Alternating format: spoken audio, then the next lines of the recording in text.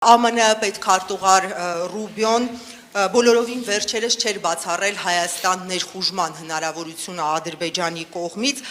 Արևմուտքը ընդհանրապես, իսկ Ֆրանսիան մասնավորապես, ես ուզում եմ հասկանալ կոնկրետ ինչ քայլեր են իրականացնում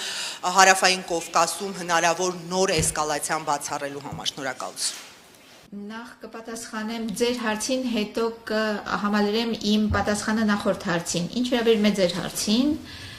մենք աջակցել ենք հայկական իշխանությունների ջանքերը հասնելու համար Ադրբեջանի հետ խաղաղության պատշաճ համաձայնագրի եւ երբ երկու կողմից քաղաքական համաձայնության հասան, մենք ողջունել ենք եւ մենք քաջալերում ենք Ադրբեջանին ստորագրել այս համաձայնագիրը, որպեսզի այսպիսի տարածաշրջանում, որը շատ կարեւոր է, կենտրոնական դեր ունի եւ դրա առիթը կունենանք խոսելու Երևանյան երկխոսության շրջանակում հաղորդակցության կապակցվածության հանգույց է շատ կարևոր Եվրոպայի համար, շատ կարևոր է, որ այդ համաձայնագիրը ստորագրվի։ Մի քանի շաբաթ առաջ նորից լարվածություններ ի հայտ եկան, մենք զսպվածության կոչ արեցինք, որովհետև այսքան մոտ խաղաղությանը իսկապես ողբերգական կլիներ, որ բռնության պատճառով եւս մեկ անգամ հարցի տակ դրվի խաղաղությունը։ Ես եւս մեկ անգամ նշում եմ, որ մենք ցանկանում ենք, որ քաղաքական համաձայնության կարողանան գալ եւ համաձայնագիրը ստորագրվի։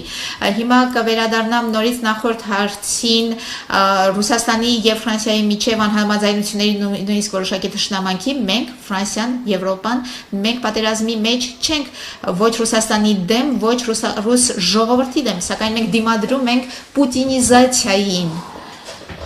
այսինքն ուժի միջոցով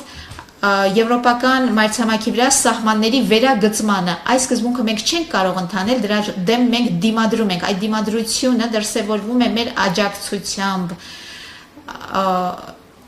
Ուկրաինայի սուվերենությանը, անկախությանը եւ տարածքային ամբողջականությանը եւ նրա ռազմական ջանքերին զսպելու համար ռուսական ագրեսիան, այսինքն ոչ Եվրոպան, ոչ Ֆրանսիան որևէ նկարտում չունի եւ տարածքային պահանջ չունի Ռուսաստանի նկատմամբ, ընդհակառակը, եւ մեր դիմադրությունը շարունակելու է դրսևորվել նաեւ գնալով ավելի ու ավելի ծանր պատժամիջոցների միջոցով, որոնք կփորձեն ետ մղել կամ գոնե պատերազմական ջանքը Վլադիմիր Պուտինի վարած պատերազմի ջանքը ավելի անտանելի դարձնել, որովհետև մեր ցանկությունն է, որ պատերազմը դադարի եւ բանակցություններ սկսվեն։ Ուկրաինացիները արդեն պատրաստ են, հիմա հերթը Վլադիմիր Պուտինինն է։ Չմոռանաք հավանել տեսանյութը եւ բաժանորդագրվել Civic AM-ի YouTube-յան էջին։